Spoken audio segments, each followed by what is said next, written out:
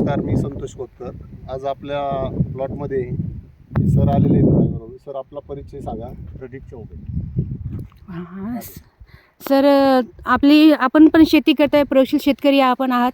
ठीक आहे. आज तुम्ही नवीन क्षेत्रामध्ये एंट्री केली आहे. सर, तुम्हाला स्वतःला लावायची इच्छा होती अगरूड, त्यासाठी आज तुम्ही इथं आहात, बरोबर.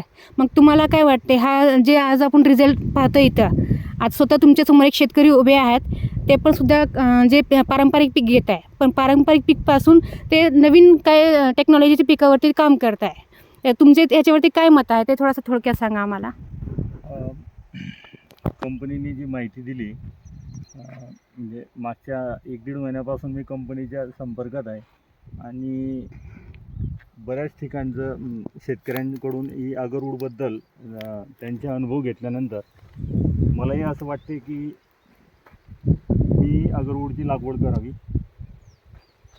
आणि AI टेक्निकचा सपोर्ट घेऊन केली तर ती बरं होईल. ओके.